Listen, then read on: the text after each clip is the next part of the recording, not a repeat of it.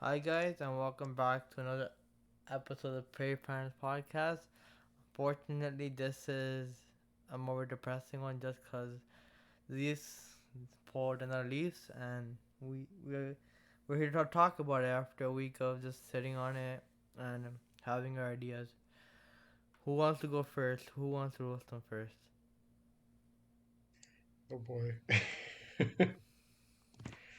I mean, I guess I can start things off and then you guys can jump in whenever you want because there's a lot to say. There's a lot to unpack here, but at the same time, there's really just one main reason why we Marner for lost. Eichel. But confirmed, confirmed. That's all I have to say. Good Yeah. podcast. See you guys next season. See you guys in September. Um, well, actually, I want let's take things on like a positive spin here, all right?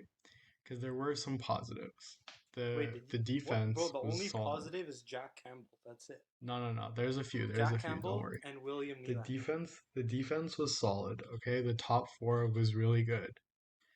Riley was that was like some of the best hockey we've ever seen him play, and he Bro, would you was say that's the going into the biggest surprise playoffs of the playoffs? questionably. Yeah, Pardon? exactly. Would you say that's the biggest surprise that Riley was Yeah, one of because the players who didn't fuck up? I honestly thought he was gonna make some mistakes in the playoffs, like especially based on like how the last few games of his went. But he was great. He was fantastic in the playoffs. He had that one screw up, but then he came right back out a few minutes later and scored the goal to tie it back up. Muzzin and Brody were fantastic. Brody was exactly as advertised, exactly as good as he played in the regular season.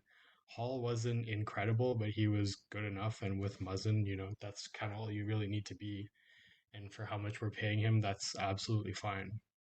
Campbell was great. That was the best goaltending the Leafs have gotten in the playoffs in like the last 5 years. It's a shame that it went to waste. There were a couple soft ones, but not really his fault. They were giveaways in front of the net or deflections off our own guys.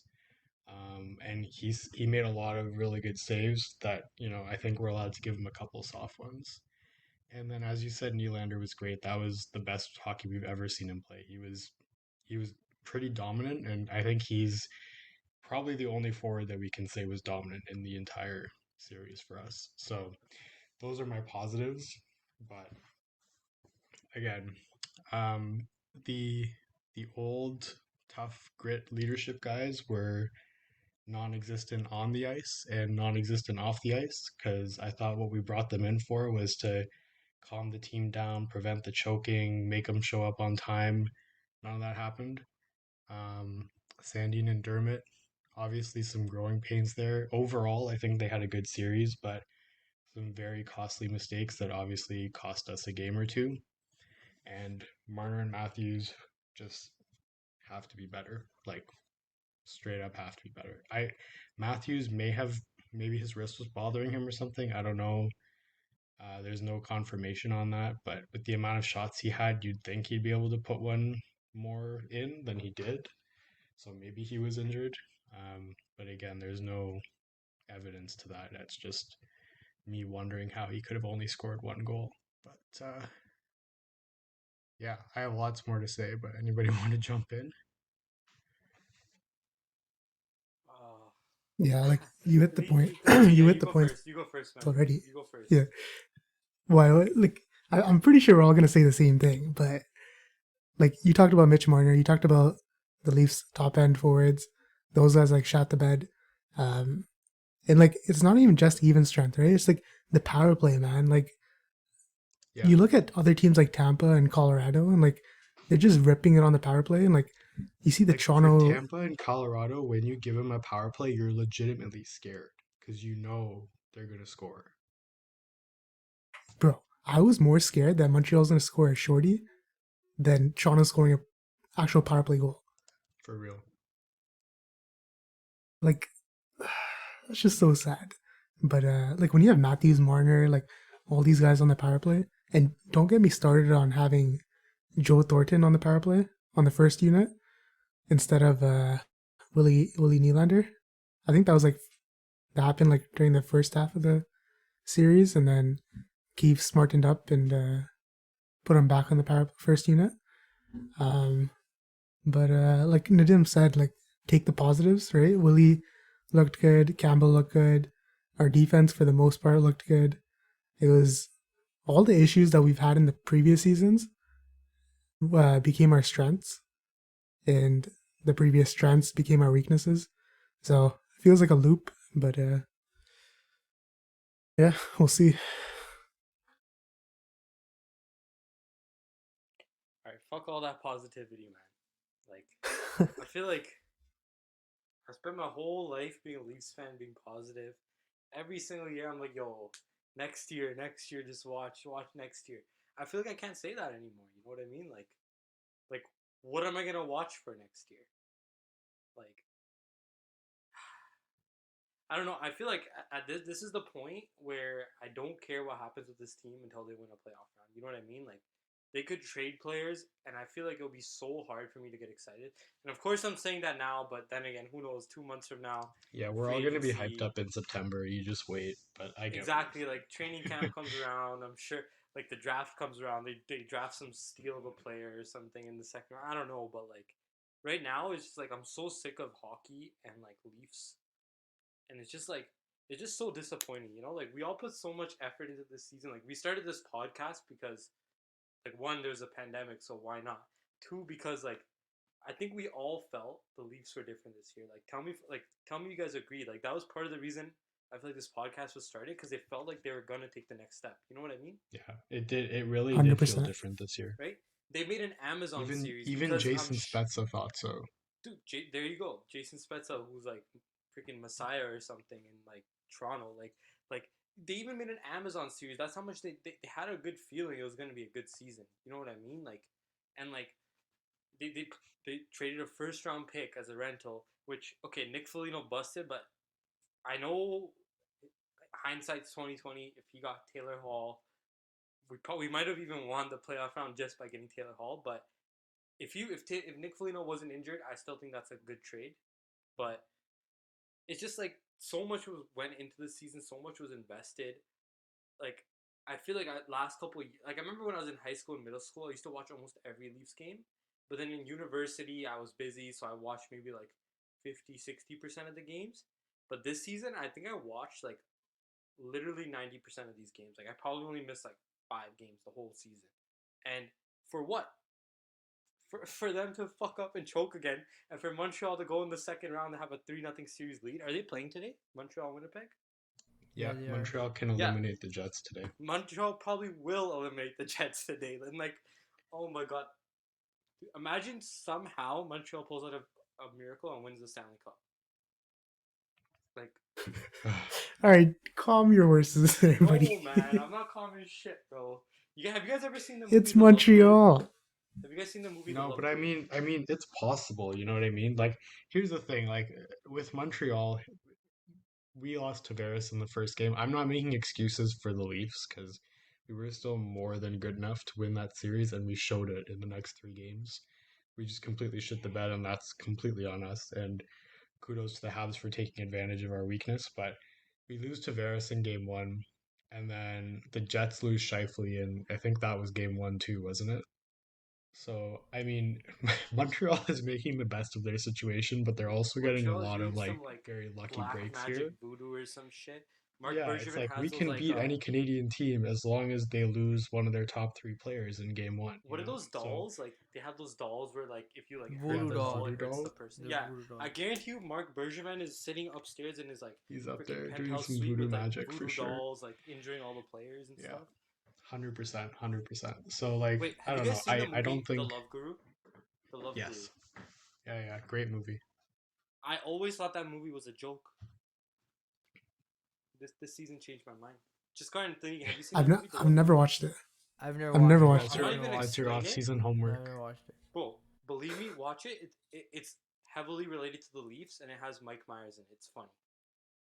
But okay, essentially, it's about this guy who's like, Mike Myers, like Austin Powers, Cat in the Hat, classic.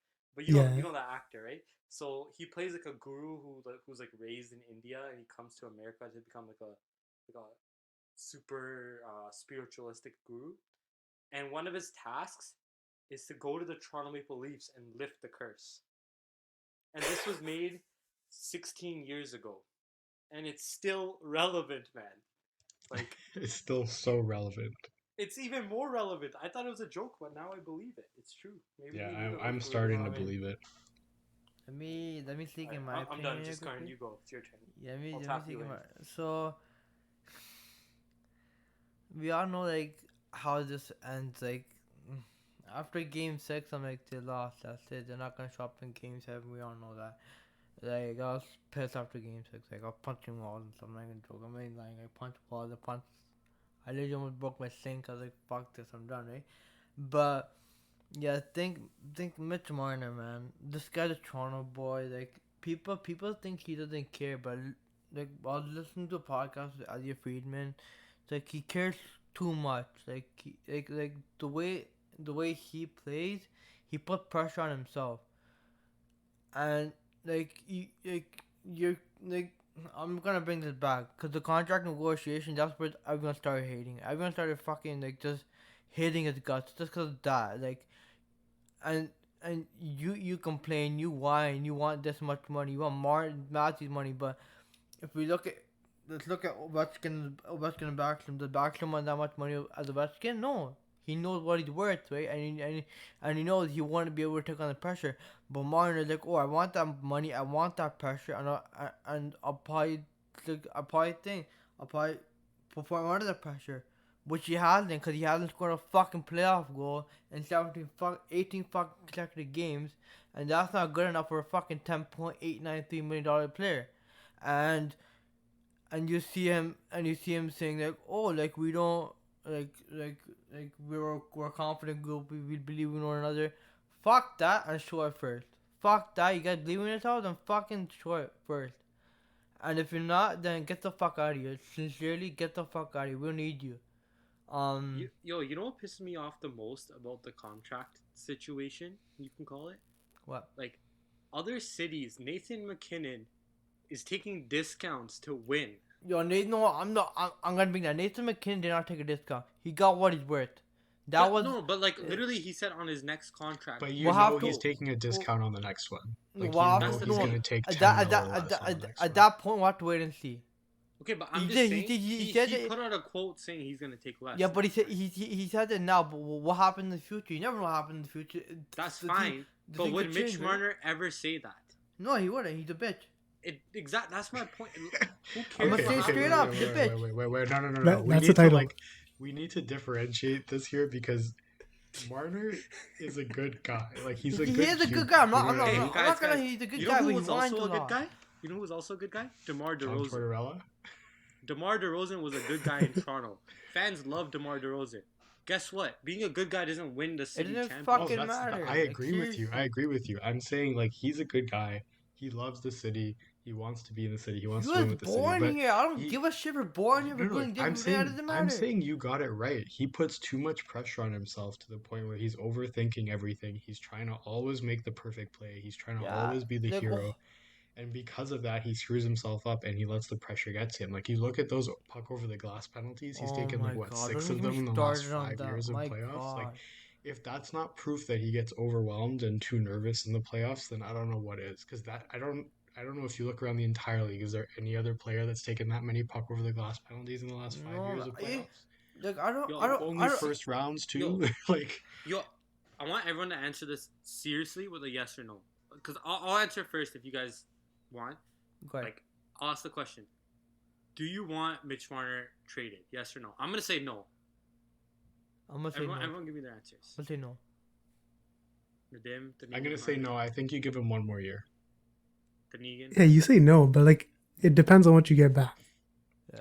Okay, wait, let's do this. I'm Would gonna- you trade Wait, Harmon, aside no, from no, like you're here, Jack right? Eichel Can or I- Connor McDavid? Yeah, yeah, would I'm you back. Let's trade get Mitch Harmon's Marner, answer. you know Let's what I get mean? Harmon's answer first. Harmon, yes or no?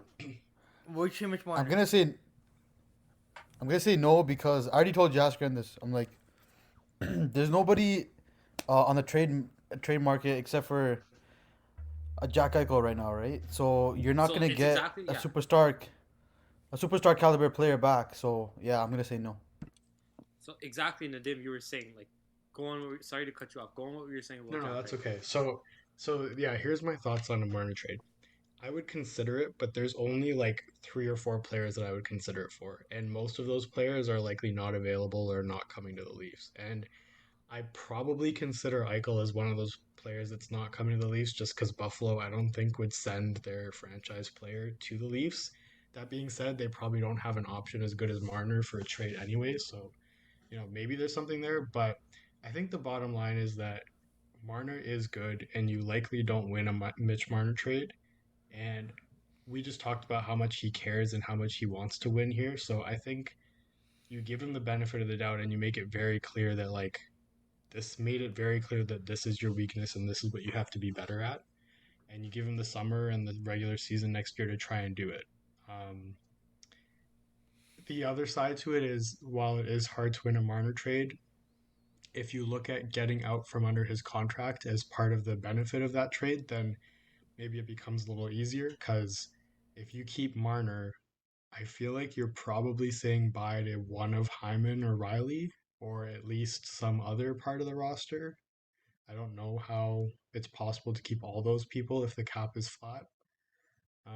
So there's a lot of moving parts there, but I think at the end of the day, he is an elite player. He just has to figure it out in the playoffs.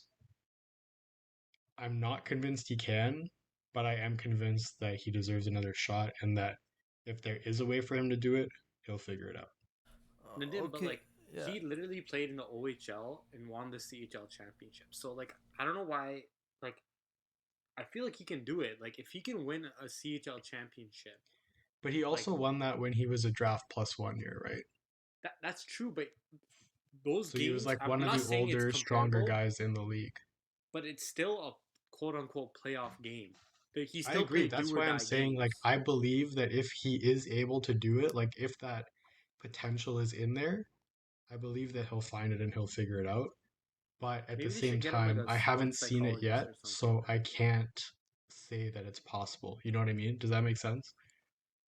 They should get him a Yeah, he sports has to. psychologist. I mean, yeah, that's the thing, right? Sports psychologist, like him being able to being able to be comfortable, being able to up his skill level, he's recognized after Tavares got injured. This was Montreal creating the whole plan. I'll tell you, you leave Nylander to whoever it is, and then you double team Matthews. You know Marner can't shoot. He's holding the puck on for too long. Exactly. And then Hyman can't do nothing. Like Hyman just came back from what was it, like a knee injury, right? Hyman carried the puck way too fucking much. That's what I'm talking about. That's what the strategy was. Make Hyman carry the puck. Marner's gonna hold it on for too long, and then Matthews getting double team in front of the net by who fucking knows. Shea Weber cross check him. Apparently, Fedor don't know the fucking at least shot on center now. Apparently, that's what everyone's saying, but I don't get because they're double teaming everyone. I don't give a fuck Yo. either. After he ate that pizza, he just went like full on like wall mode and just like blocked Matthews from even getting a That shot was on and after, shit. that after he eat that pizza, man. After Game 7, guys. Just, What's the pizza thing? He ate a pizza after Game 7. That's what the fucking thing was. Yeah, man. he came to the post-game press the conference fuck? with a whole pizza in his hand Yeah. and just started eating Good. it. Well, the I fuck, honestly did man. not watch the post game. I was so like I feel like the last week. I don't know if you guys noticed. I've been trying not to reply in the group chats because I don't want to see any hockey news. Yeah. Like, I thought you just didn't like me anymore. Yeah, me too. oh, there's a little bit of that too, but you didn't have to expose me. No, but like if I look at the Leafs and look at Colorado or Tampa, they're nowhere close to that. Like you look at the style of play. Like the freaking fast pace. Look at Vegas. You look at teams like Tampa, Colorado. Those are cup contending teams. These are nowhere near that. If you look at them in the playoffs, look at the regular season. It's nowhere near that. Like it's nowhere near. Like you have your Kill McCarr. Like he's my. I'm not joking. He's my favorite player in the league. He's so dynamic. Like I don't care. Like he's my favorite player. Mikko Rantanen. He has a freaking like 10. Like how long was that point streak? 17 consecutive games or some shit. 17 or something, yeah. Yeah, and then you have Nathan McKinnon, who's just fucking absolutely wild. He doesn't give a shit, and he's just Bro, going fucking ham. David Pasternak scoring a hat trick. Yeah, and you got Pasternak, and you got Marchand. Where the fuck are our star players? Fucking sitting on the bench doing jack shit the whole game. This is the thing. So what do I you think like? this is what it comes Nylander's a back to star. for me is like You're the okay. In order to our succeed in star the playoffs, players are like. Go ahead. Sorry. sorry. In order to succeed in the playoffs, you need your fucking star players to produce, and Yeah. you need to have that in order to succeed. Like, I'll pull up the stats. You guys can go ahead, but I'm gonna pull up stats for Tampa last year team. I remember there's a bunch of stats that blew my mind. Go ahead and I'll pull it up. So for me, the last 2 years, so like against Columbus last year in the qualifiers, and then against Montreal this year, it if we had more depth scoring, we might have won those series.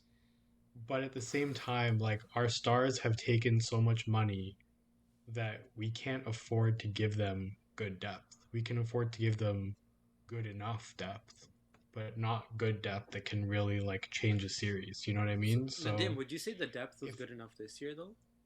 Like you had Spezza putting up so many points in the playoffs.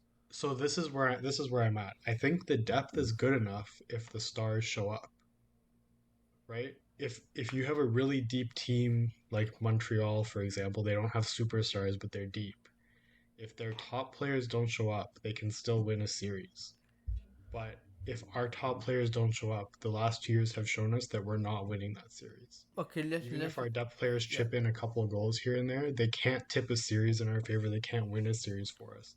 Okay, But our top guys get paid so much that Dubas can't give them a depth player that's good enough to, score 3, 4, 5 goals in a series. We can get 1 or 2, but not enough to kind of take over for a star player who's not performing. Okay, listen. So 2019-2020, Tampa won the cup, right? So in 25 games, Kucherov 34 points, Braden Point 23 games at 30 points. That's the star players. Victor Hedman 22 points. That's the third scorer. Plot had 18, Gord had 14, Coleman had 13, Shankirk had 13. See, look at that. Like, look at that. Most of the points were from fucking Point and Kucherov going fucking off, right? And we're our star players, 1.1 goal. What the fuck? Like, step the fuck up when it comes to matter. Fuck your contract, fuck your money, If you and look at step Pittsburgh up. back-to-back years, Crosby, Malkin, Kessel, they all had like high 20s, low 30s points. Like you need Yeah, those guys to play. Yeah, where's ours? Look at ours. All right, What do let you me let me play devil's advocate here. Okay, so Oh, last goodness. time I saw, Here comes the last guy ti- that predicted the sweep. Everyone. Yeah, and now he's gonna defend. all right, for all right, some hold reason. on. Look, Marner's our age. All right, Matthews our age. Okay, I'm not gonna defend Marner. I'll defend Matthews here a bit. Just like leave Marner Matthews- out to dry. Yeah, Marner, bro. Like, if you accept 11 Bitch. whatever million, yeah, 100%, bro. That's gonna be the title of today's show. God, All right. maybe get Marner's a blacklisted. bitch. Yeah, no, okay, but back to my point. Like the last time young superstars won the Stanley Cup was when? Like Malkin and Crosby when they won in 2009? Patrick Kane and Kane and Taves in 2010 would be Kopitar and the Doughty. last time, I guess. Was Kopitar and Doughty, I think they're a little bit older, right? I think they're in the early 20s or mid 20s. I think. Yeah, I think Okay. I think the last team that had like its superstars on ELCs win the cup or like just out of ELCs would be Pittsburgh and Chicago 2009 And Chicago, 2010, right? I think. So Chicago and Pittsburgh, man, those guys were built different, right? Like Pittsburgh, you have two generational players, and then you have Jordan Stahl, Letang, and Fleury, and all those guys. And then same thing with Chicago, right? Their team was stacked top to bottom. Like for Toronto, like you have Matthews and Marner, both are like 23 years old, and then you have Tavares who went down, right? Like after Tavares went down, like Matthews was the only real scoring threat, right? Like, if you look at Mitch Marner, that guy has like 0 goals in the past 18 playoff games. Yeah. Like, how insane is that? So I mean, Right, and I then I agree s- with that yeah. at a certain point. Do you Yeah, have but, anything like- else? Were you gonna add more? Go ahead. Yeah, so like I don't want to flame Marner too much now because you guys already flamed him. But what my point is that Fuck These that, guys are bro. pretty young Go still. full flame mode. Set him on Yeah. fire. nah. I'll let you guys do that. Like my point is that these guys are still mad young, right? Like Matthews is 23, Marner's 23, Nylander's is like 24. If you look at Tampa, like Jaskran just mentioned, like Kucherov was what, like 27, 26 last year. Stamkos barely played, but like Stamkos was pretty old. Hedman's in his prime, right? And then you look at other teams as well. Like, who else did you mention, Jaskin? Colorado, I think. The Avalanche and the Vegas Golden Knights. Yeah, like the Avs too. Like McKinnon went through his dry spell as well, right? Like that was when he was like 21, 22. But Yeah. like they figure this shit out, right? Yeah, I agree. We'll with figure that. shit I out mean, too. What's the there's age? two things Like, you what's- said there, right? Like Sorry, go ahead. there's two things you said there. Like first is the Leafs' strength as soon as we signed Tavares and built the team around him and Matthews. The team's strength is that we have two first lines, right?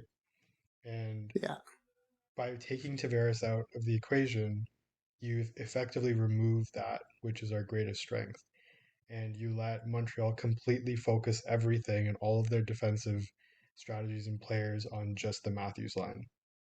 And it worked, obviously. Um, yeah, and you know it worked because Nylander, even without Tavares, was still able to dominate being on the second line. And so I think that if you had Tavares there, I honestly do think that makes the difference in the series. We were still good enough to beat them without him, but anyway. And then your second point was the age thing. I mean, you can't really compare anybody to Crosby and Malkin because that was just ridiculous. I think you can kind of compare him to the Hawks, but again, that's like a borderline dynasty with their three cups. And yeah, if you look at Colorado, if you look at Vegas, if you look at Tampa, if you look at Ovi and Washington, like all those teams went through some heavy growing pains, went through some big playoff disappointments. And Dubas said that, right? Like he was like, this is the kind of story that precludes success, I think was his quote. And I kind of agree with him, but at the same time, like we're not asking them to win the cup this year. It would have been great, but we're not asking them to win the cup this year. All we wanted them to do was win a round against the worst team in the playoffs in the league. And facts. Yeah, I don't think that that's too much to ask. I see your point and I agree with you, and I do think they'll eventually figure it out, but yeah. yeah, it was And fuck. like, so I'll give one more criticism, I guess. Like on the negative side, was I know Keefe is like an amazing coach and all, but I think at some point during the series he should have realized that like putting Matthews and Marner together, like stacking that first line, wasn't really doing anything. Like I know you want to put your star players together and force them to overcome the challenges, but like Steve Birch posted on Twitter. I don't know if you guys know him, but he's like some stats guy on Twitter, and he posted how Marner in his past 18 playoff games, he's always struggled because he's always playing against the top pair of D-men in the playoffs, right? And that's one of the reasons why he struggles, right? Like in the playoffs, like when he gets space limited, he like can't do anything really well.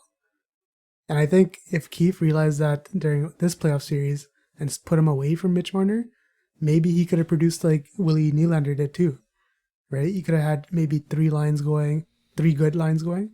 Matthews running one, Nylander running another, and Marner running another.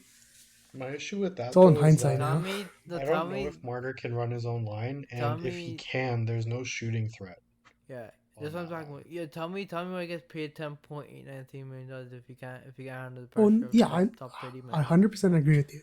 Yeah. 100% agree with you. Like It's that's no, why he deserves to get roasted because of that amount of money he makes. Do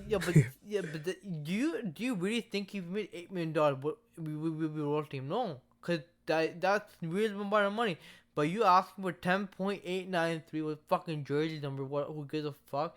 Yeah, you're asking for roast. You're asking for your head on a fucking, what do you want to call it? What's a pint? Whatever it's Stick. called. Spike, Oh yeah, Yeah, a Pike, Right. yeah. yeah. pike. No, Yeah, you're 100% right. you're asking for a head on a stick, and asking for that money was a lot, and I was surprised that Dubas gave it to him, even though like people are roasting Dubas for good. I don't give a fuck. Dubas is a great GM. He's fucking dancing on the cap like it's nothing. Yeah, And the only bad but contract out of the big four is Marner's. yeah,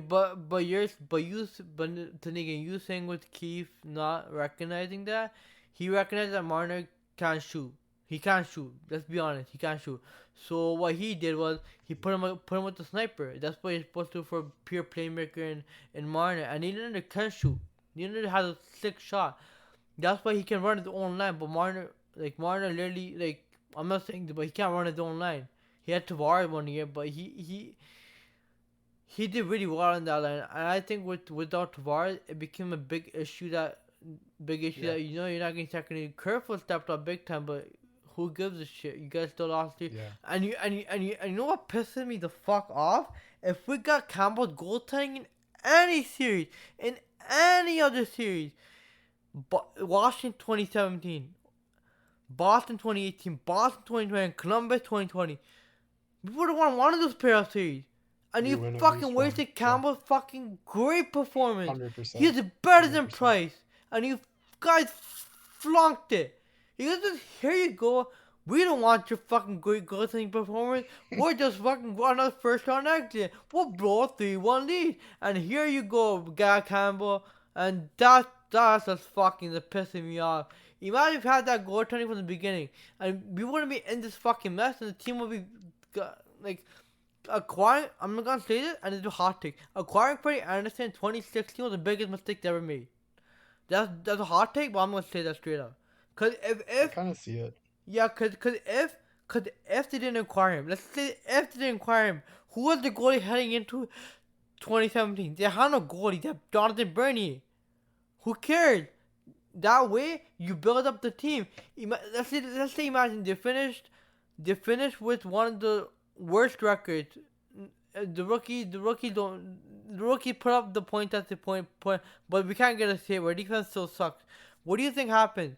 We finished what 7th, 8th last or some shit, and we got defense. We got Quinn Hughes, we got Kim McCarr, someone who helped us on the defensive end, and then you acquire a goalie after that, and then you come in with what? Kill McCarr, Morgan Riley, like Miro Husky, Morgan Riley, or some kind of good generational defenseman. But who knows? We're gonna have to pay them too. So who knows what we're gonna have to do with that? But at the end of the day, acquiring Freddie Anderson is a big mistake. And we know that he was what we needed. But I don't care. I think that's the biggest mistake they made. Like that's Yeah, I was actually thinking about that just yesterday. And I do think that like this is gonna sound so dumb, but I do think the Leafs got too good too quickly. Like I think no, I after the 100% agree rookies with had that. That's that what it great was. year, and after Tavares came up, it was just like, okay, we think we have the pieces. We're just gonna be contenders now. We're gonna try to go for it every year.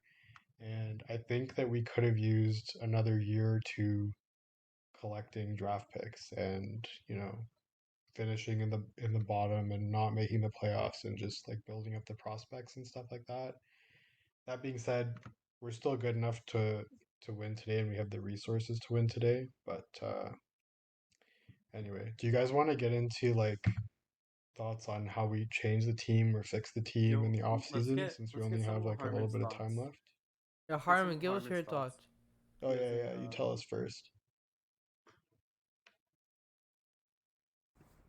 Yo, you guys already like did like a brief. I mean, not not a brief. Sorry, like a in-depth explanation about what the Leafs are all about in this playoffs and stuff. I don't know where to go from here because like it's frustrating to see this team every year.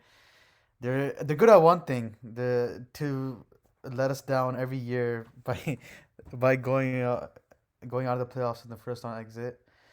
Um, what I'd change is like they need to add more depth scoring, secondary scoring, because like I said, like we all said, right? If your if your star players don't show up for you, like who do you have, right? And we have like Nylander, Kerfoot, and like these other guys show up for us. So like I think we need more like depth scoring, and like we got two um like like our focus was to get like gritty and like these physical players who are like big on the ice, but I feel like we did too much of that, and that kind of like took away from like the options where we could have added the depth scoring. So I feel like we shouldn't focus too much on that because obviously that experiment didn't go well. Where we added Wayne Simmons, where he was good in the first half of the season, but like um, Steve Dangle said he's like he was good in the first half of the season. After he got injured, he just like left. He just like we didn't see him after that. And then you got like Joe Thornton. I don't know why like they should have rested him at least a couple of games because like they should have let like Adam Brooks get a chance or maybe even Robertson if he was healthy at that time. I feel like yeah like they Robert should had a have. concussion.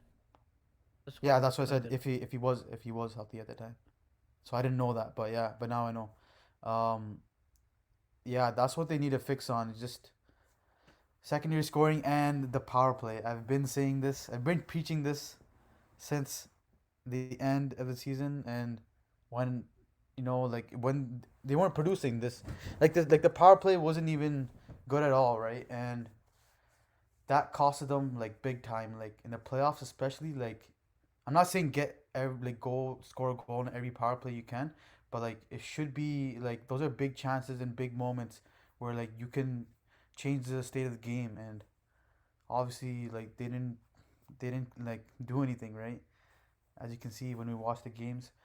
And that's one thing they really need to fix. And I say yeah, Anderson is probably gonna leave as well. I'm pretty sure they're not bringing him back. And I think that's about it for me right now. So you guys want to get on how to fix the Leafs? Um, so in my opinion, same thing as Harmon Job. You need more secondary scoring. You acquire that via trade or via free agent signing. Um, my top candidates, Troy Terry from the Anaheim Ducks. He's on a cheap, I think, 1 point something million dollar contract. Put him on the third line. He can provide some goal scoring. I think McCabe needs to be gone. Angwell needs to be gone. That's my opinion. Cause great penalty killers. Don't get me wrong. With their ass, 5 on 5. They can't do shit. Like they can shut The down problem with line. those guys is they're very one dimensional. They can't score. Like look up McCabe holding his fucking stick. Like he holding like a shovel, bro. Hold it to score goals. His wrist shot's a muffin. Like they're very defensive. They're very defensive, but what can you do with that much? Like he can't play make. Like he was going to the corner and then can't do shit. And then you see him. He has speed, but he doesn't utilize it. He's like a Grabner, but worse Grabner. Grabner could actually spot like 2-3 goals or 4 or 5 goals. Imagine, remember McCabe has so many opportunities in the regular season, in the beginning of the season, where where he was just gone and he couldn't bury a short-handed goal to save his life. And like we were frustrated at him, but we were still winning games. But where was the third and fourth line? Klesh Spezza, Neil Spezza, who was scoring? Kerfoot wasn't scoring. Kerfoot blew like freaking so many 2-on-1s in that series. I can't even count. And Galchenyuk fucking flopped a freaking pass to the middle of nowhere, and the guy 2-on-1 and scored on that. He made a big ass mistake. And then, like, where do you go from here? I don't even know. Like I think Hyman's gonna be gone because he probably gonna ask for $6 million, which is insane in this freaking economy. Because like, who's gonna pay you that? First of all, some people probably overpaying, but like Ottawa or something. But you never know, man. Like, if you want to take, I don't think anyone taking a discount to come resign here, come here, because the big guy got paid, and the secondary guys want to get paid too with Hyman and stuff. It's gonna be sad to see Hyman leave because he's the one who digs up the pucks and stuff. And who's gonna do that? The guys are gonna have to learn themselves how to do that, right? And the thing is, like, how do you fix this team? What do you do? Is it just mental pressure, or is it not succeeding under pressure, or is it something too much pressure on their heads or something? To be honest, I think it's all in between the ears, and they just need to figure it out themselves. Like this is what it is. Like even Shannon said, it's in between the ears. Yeah. Did you? I just want to bring this up. Did you guys watch the press conference of Shanahan? It was the most funniest shit. So if you go to the 9 minute 30 second mark, right? Fucking Steve Simmons asked the question of, oh, how do you fix this team and stuff, right? And You know how everyone in MLS hates Steve Simmons. They don't give a fuck about what he says, right? Even Matthew's like, fuck off. I need to answer your question, which I love. The thing is, he has a question of like something happened, and then trying to go back to previous like teams who succeeded. He's like, oh, history like proves that like we have like we have time, right? We have time, right? And the thing is, we have time, uh, and Steve Simmons asked, "Oh, I never seen a history of history of like five first round exits, right?" And the way Shanahan rolled his eyes was the most funniest shit ever. Go and watch that clip. I'll send you guys the clip and go watch it. It's the most funniest thing ever. Yeah, but to be honest, I don't know how to fix this team. Like secondary scoring could be a good thing. Like if you look at Tampa or even like if you look at You say 9:30 or 9:50? huh 9:30. Okay. Yeah, if you wanna go look at it right now, you can. But the thing is, you can go 9:50. Doesn't matter. It goes up to 11-minute mark, I think, or something like that. The whole quote goes up to 11-minute mark.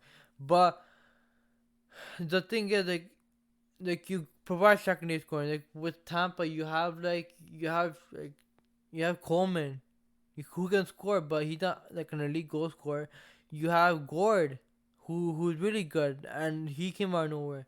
Um, like you look at the Avalanche, they're up to top. Like Nikushkin can score, but like you don't rely on him to score all the time. You rely on Matthew, McKinnon, Atlanta to score.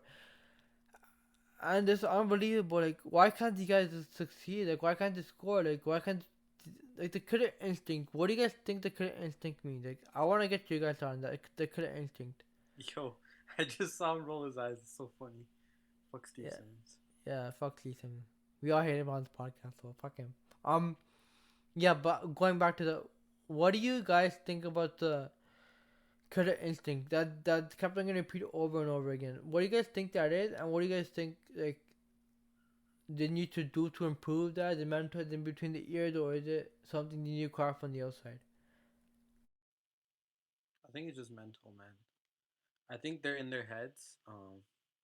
Maybe not Nylander because he went off, but I definitely think Matthews and Marner are both in their heads right now, because you can tell like when we watch them in the regular season, and it's not like Shea Weber all of a sudden turns into a Norris like defender. Philip Noel all of a sudden turns into like a Selkie like nominee overnight. You know what I mean? Like they played Montreal, and it's just like the style of play, right? Like they let, and I believe Nadim said this a bunch in the group chat during the games, but they let Montreal come in, play their style of hockey, and Marner and Matthews get in their heads, and then they end up playing into Montreal style rather than being the dominant players they are and setting the tone and making Montreal play Leafs hockey, right? And when you watch like Matthews and Marner in the regular season dominate, they dominate the play. They dictate how the game goes. They control the pace. They control the puck. They control the speed. They control everything when they're on the ice in the regular season. But you go into playoff time, and it's like all of a sudden these guys are like double guessing every single move they make. Like, I swear to God, I feel like Matthews did not touch the puck. He he would get the puck and he would shoot or pass right away. I feel like he barely skated with it. Like maybe I'm wrong, maybe I'm not remembering it right, but like versus in the regular season, I feel like he held the puck a lot more. And I feel like it's just like he maybe he's thinking like I just have to keep ripping the puck. But like no, like I feel like they need to stick to what they're good at and not overthink it come playoff time. I don't know. I don't think this whole killer instinct or even like um I think I want to go back to I think to mention this, but the Negan's point about them being young, I do agree.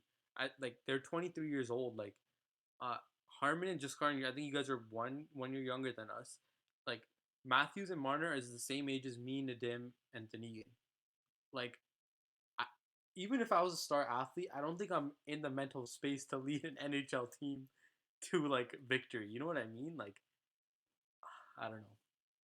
But then again, on the flip side, they are young, but at what age do you like stop saying they're young? You know what I mean? Like they're 23. I think Marner's 24 now. Matthews is turning 24 in a couple months. Like, what's the age where you're like, okay, they're not young anymore. We can't use that excuse. Like 23 is still a young age, but I think like 24 and pushing 25, that's where you're like, they're not kids anymore. I don't know. What do you guys think about that?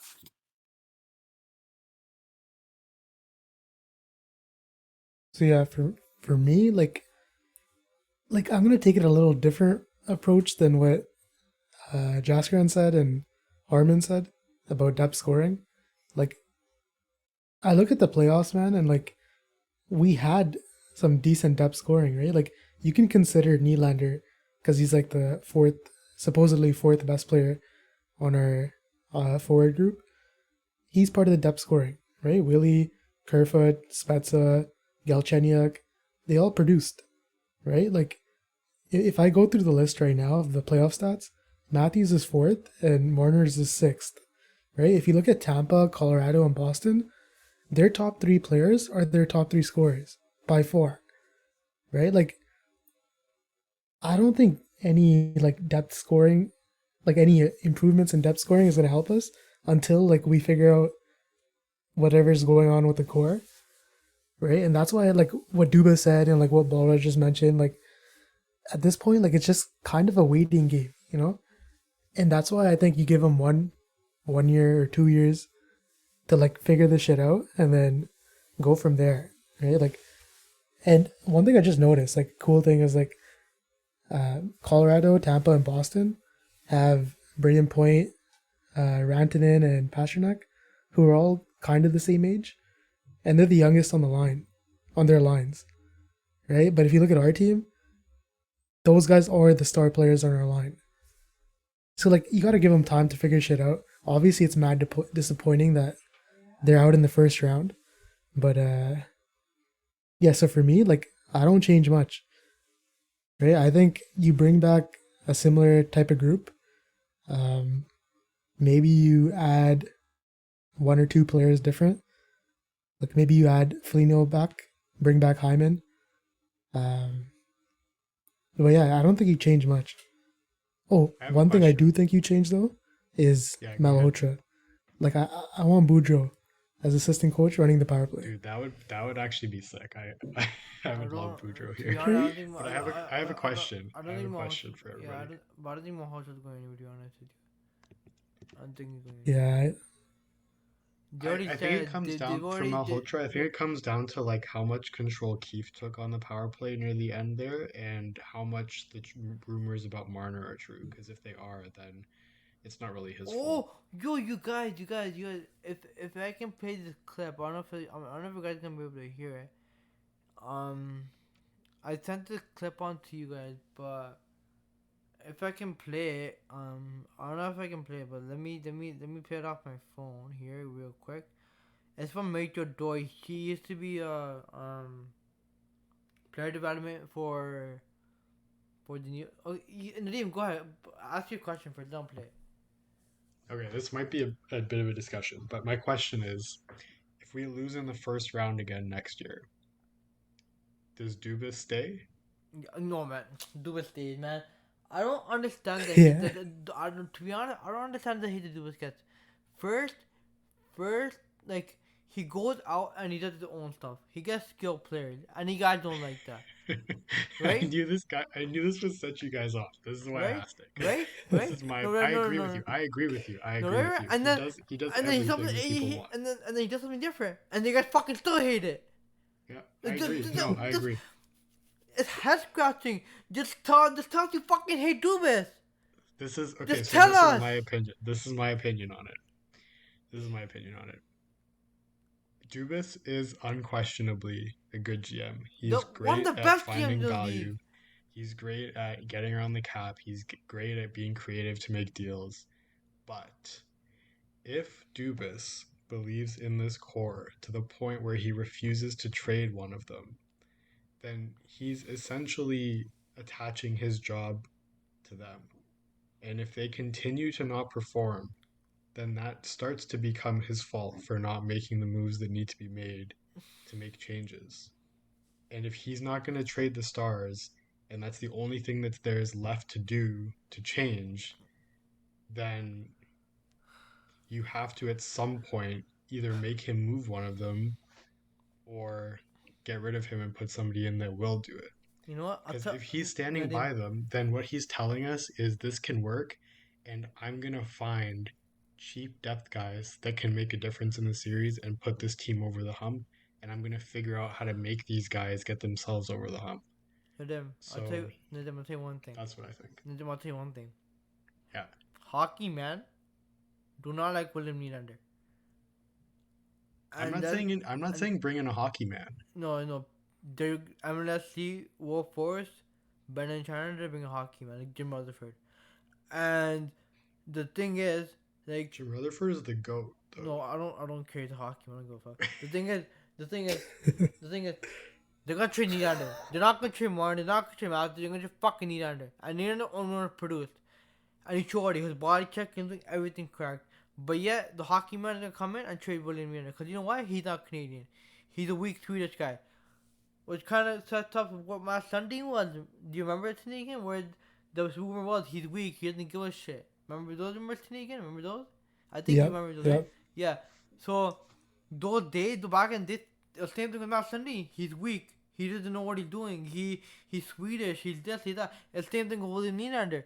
Why do you think Steve Simmons fucking goes off with Kyle Dubas? Because he doesn't like what he's doing. He doesn't like revolutionizing the game. And this fucker has this fucking opportunity. Oh, he's a boy wonder. It doesn't work. Go hire Jim Rutherford.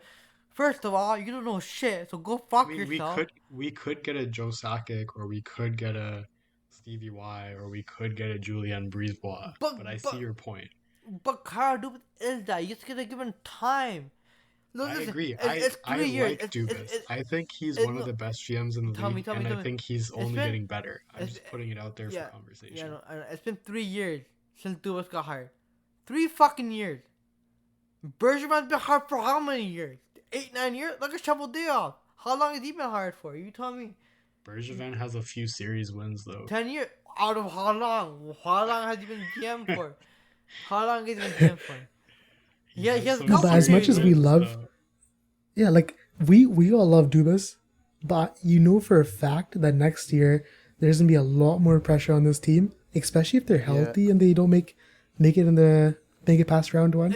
There's gonna be a lot of pressure on Dubas. All I'm saying is that this year the commentary is mostly on the players, right? It's gonna Next year, if it's the same issue again, that shifts to Dubas. That's what I'm saying. It's gonna be. People are gonna start looking at him and saying, "Why didn't you make the move that you should have made that we were telling you to make last year?"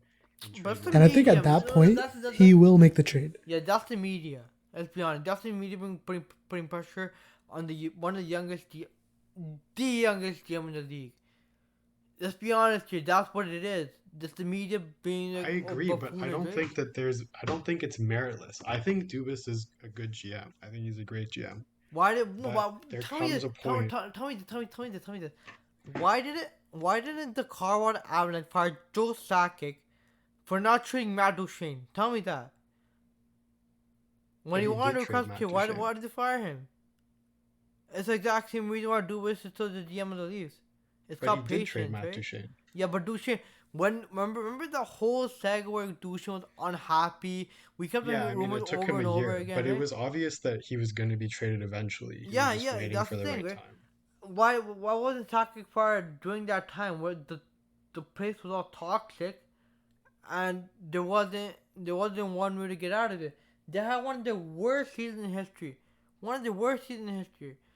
and he didn't get fired. It's called patience. So I think there's a little. Round picks going for playoff runs. You know, it's called patience, right? I think there's foreshadowing going on here.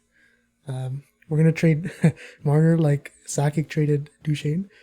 Is that what you're trying to say?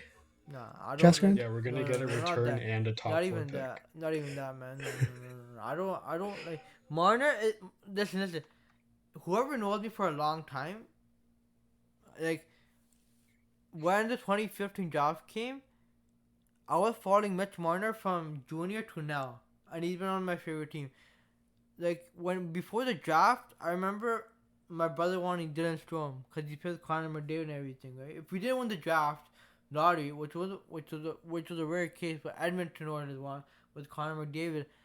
I wanted Mitch Marner. I knew we weren't gonna get Jack Eichel. Didn't show much okay there. I wanted Mitch Marner, and they got him right. And I even bought a jersey. I bought a jersey in rookie season, and Same. like Tears.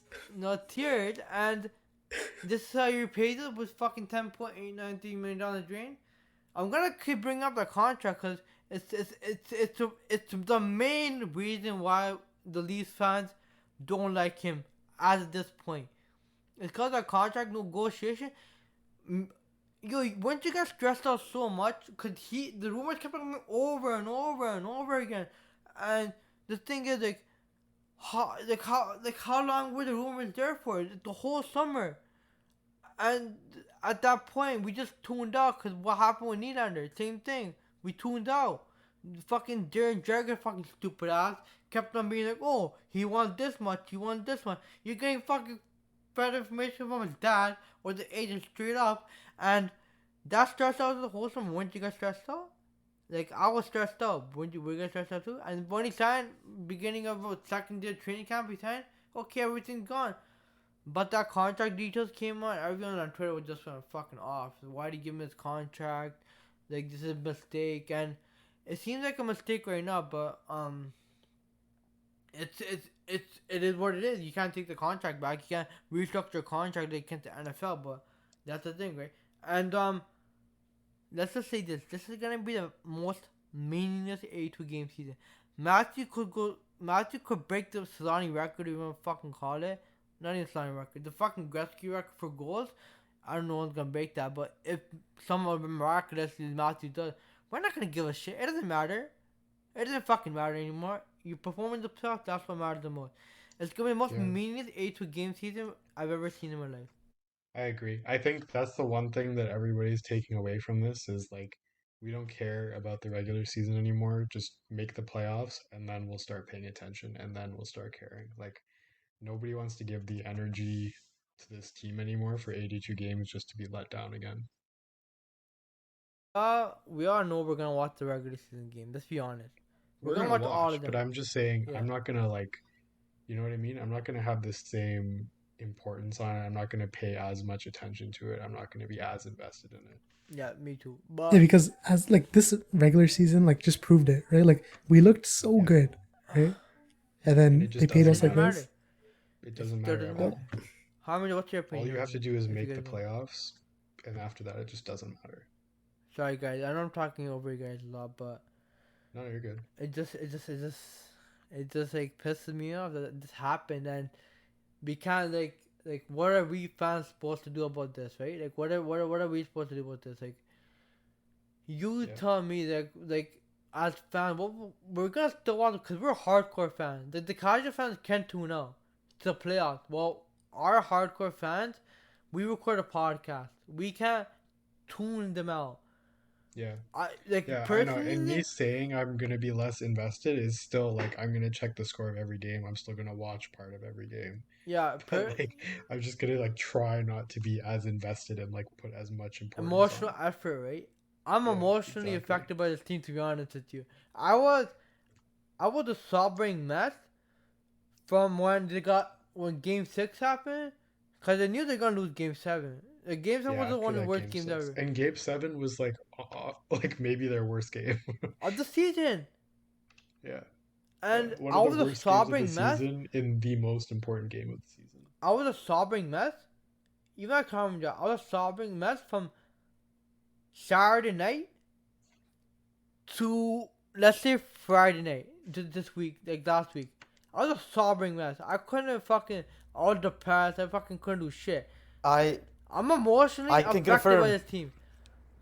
I can confirm this is true what Jaskin is saying. Yeah, I'm emotionally affected by this team, and that's saying something. I shouldn't be fucking emotionally attached to this team, which I am. I shouldn't be, but I am. And they're gonna fucking lay an egg each and every time. Look at Steve Dangle. Look at Steve. It's his job to fucking cover the Leafs. And look at him. He doesn't have words. Like, how do you describe this team over and over again? Doing the same shit. How do you do it?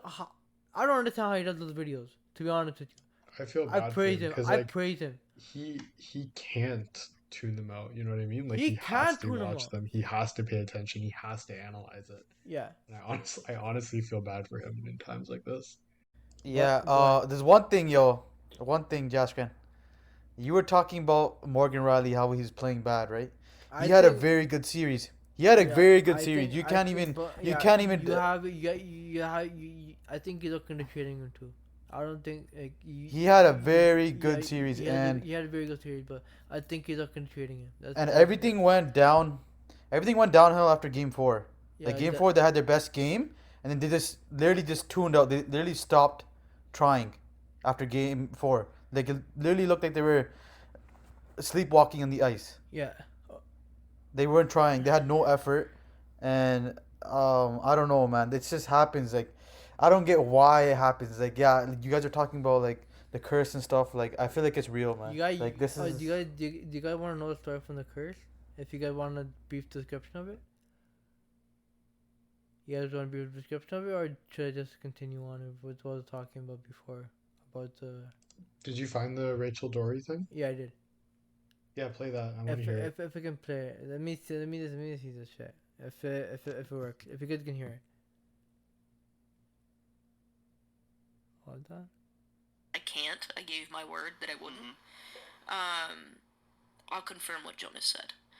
There are issues there with that particular situation. Well, they won't have to worry about it anymore because they won't have that player on their team anymore. For all the criticism that Lou and Mike Babcock took for the team that they put together and respectively rolled out, we never heard any of this egomaniac nonsense when they were with the team. Because what is happening right now, and I'm not going to say it's Kyle Dubas's fault, what is happening right now is there seem to be a few players, at least, that have forgotten that the name on the front of the sweater is more important than the name on the back. And I don't care, and I'm telling you this, Rachel, not knowing who these players are, but kind of having an idea of it, I don't care what their name on the back is. If they have that mentality, get them the fuck out of town. I'm sick of this. I'm sick of it. I'm sick of the excuses. There is no, I don't want to hear a single goddamn word trying to quantify. Is that from Staff and Graph? Yeah, Staff and Graph podcast. That's one of the best podcasts. You guys should listen to it. It's a If great any- podcast. Yeah, if any of you guys want to listen to it, it's Mikey Stevens and Rachel Dory. Rachel Dory used to be a hockey operation kind of girl with the New Jersey Devils.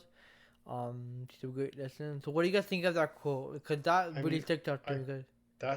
That's upsetting to hear, but I Yeah. completely agree with what the guy's saying. Like, whoever has that mentality, it literally does not matter who they are. You get rid of them.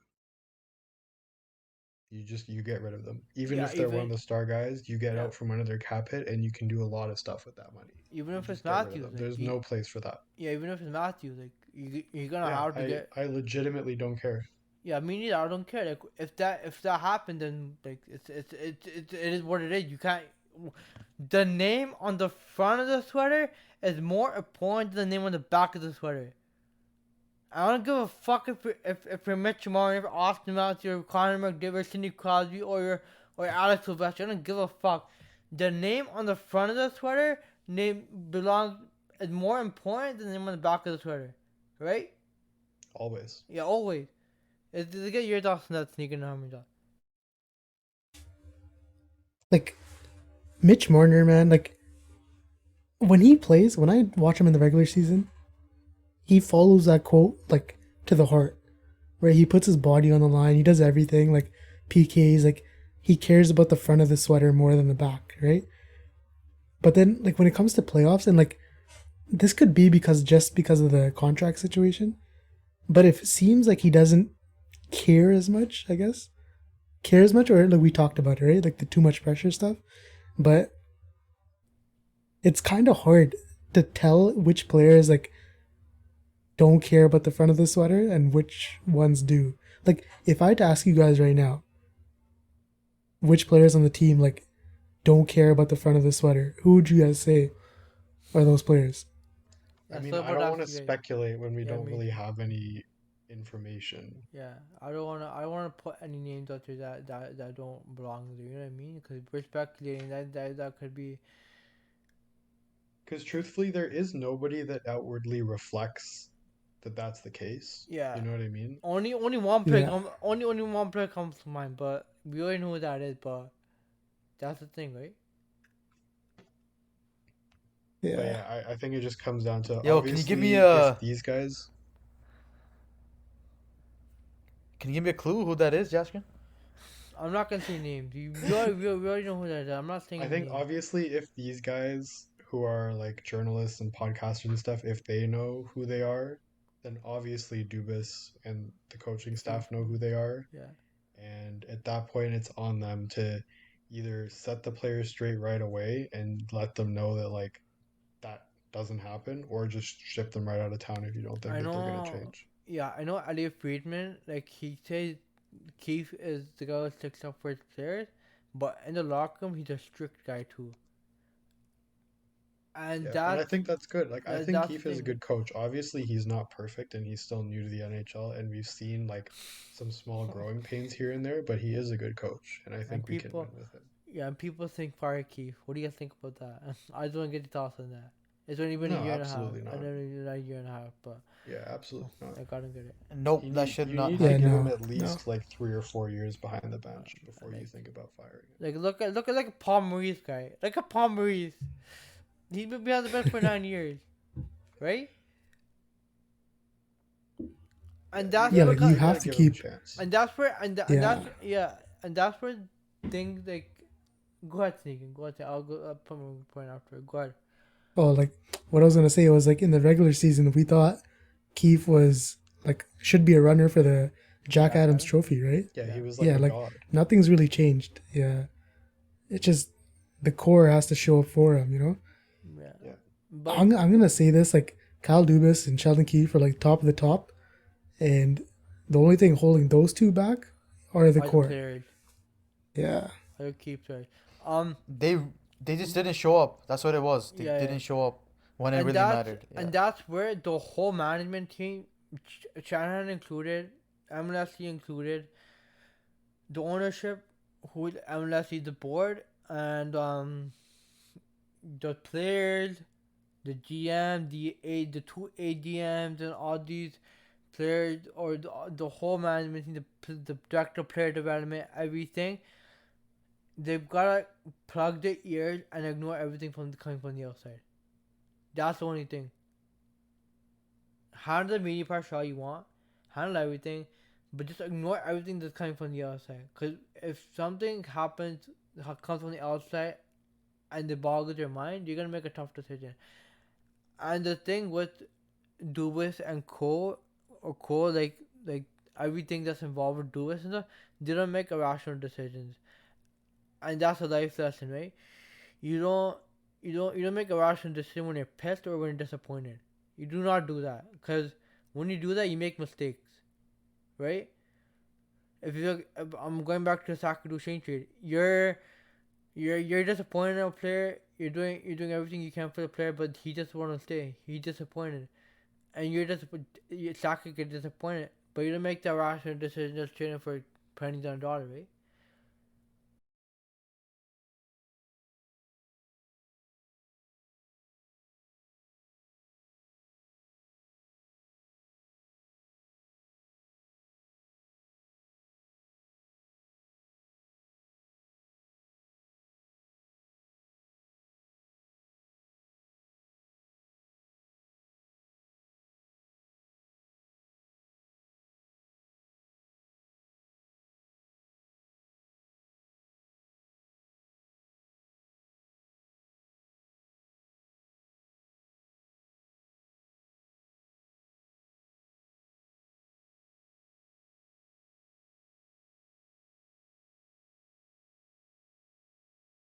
You guys have any thoughts on that? I think you said it pretty well, to be honest. I don't really have anything to add. Okay. You guys Yeah, want? what you said was facts. So yeah. Yeah, you guys want to talk about the expansion draft or just leave it at this? I think we can do another episode on that later. Okay. We can do like You guys, expansion draft and stuff. you guys have Off-season any stuff. closing arguments or closing things or anything like that? Closing Not ideas? really, to be honest. Tanegi and Harmon, Just what about you guys? It's a disappointment, but like you guys have any closing arguments? Like, what should the team change or what the style the style of the way they play, the penalty kill, the power play, anything and everything. Hand I it out just I think that I think Dubas has said that he's keeping the core together. Shanahan has said they're keeping the core together. Yep. And so for me, that means that there are going to be changes, but it's not coming from the core, right? Yeah. And so I think it's going to be a big off season. There's a lot happening with the expansion draft and all that stuff. I think it's going to be an active off season from Dubas, and I think he's going to try to get some stuff done. And show everybody that he's making changes to make the team better by keeping that core intact. One more thing. So, on the Steve Dangle podcast, have you guys listened to Chris Johnston one? Because if you guys he haven't, said there's a big move coming or something. yeah, his right? prediction, Yeah. his prediction is that the Leafs are gonna trade for a big name player out of a team that was not in the playoffs this year. Any Okay, who do you predictions? guys guess? Let's end Any with that. predictions? Who do you guys I'm think? saying Konechny. Me too. I think that too. But think, what do you think? Say Garland. Connor Garland. Garden, yeah, he's an RFA, so it's gonna be hard to. I have screenshots. I've sent you guys the screenshot, but I'm gonna name out some players and tell me if you like them or not. Just give me a quick second to pull it up. Just talk until then, cause I'm just gonna have time to put it up. Give me. So I'm assuming this means we'd be giving up a pretty good prospect, right? Like probably Amirov and some picks and stuff would yeah, be the cause I don't think no one's the coming off. main package. Okay, guys. I think we're keeping Robertson and the core is staying. So Yeah. I don't know if you guys have seen this. It's from the Noah Banks. I don't know if you guys follow him on Twitter, but he's a big Leafs fan and he put on some notes that have like he has not likely continued, and then he has likely, and I don't know, bro, maybe. So the likely candidates are, debate among yourselves: Troy Terry from Anaheim, Christian Dvorak from Arizona, Oliver Bjorkstrand from Columbus, Rupe Hintz from Dallas, Travis Konechny from Philly, and Kevin LeBanc from San Jose. The I don't know maybe pile: John Gibbs from Anaheim, Jacob Chicken from Arizona, Alex Zabrinka, which could be a cap issue, Duncan Keith, a big cap issue, Vladislav Gavrikov, Radek Faksa, not a big name but maybe, Sean Walker, Eddie King, Jonathan Quicker, no, I don't want that, Damon Stevenson, Philip Myers from Philly, and Timo Meyer, whose cap is high though, but like, you guys debate who do you guys want, who you guys don't want. That's like, who out of those, who would you guys want? Out of the players that I just named, I know I'm naming a bunch of players, but if you guys want, like, who do you guys want in that pile? So for me, to be honest, like when I mentioned Connor Garland, and you guys mentioned Konechny, those guys would take too much to get out, right? Like you would have to give up Amirov or a first rounder or whatever, and I don't think you should do that. So like I think the names that you just mentioned, like a few of them, like Troy Terry, Heinz, I think you could get without having to give up a couple of prospects, right? So I think, I think Heinz would be a good option too, right? Because he can play center. I think so, yeah. I think we've already had this debate, but I'm on the side that you trade any prospect not named Nick Robertson or Rasmus Sandin. I don't think you should Litigants to what you to do what you can to make the team better. No, but you've 'Cause, invested too much time into him. You gotta see what he's worth, man. You But can't. that's the point, right? You invest the time into him to make him a good prospect that can get you a good player in return. I just think with Tavares and Muzzin and Brody, at the age that they are right now, like those are very, very key players.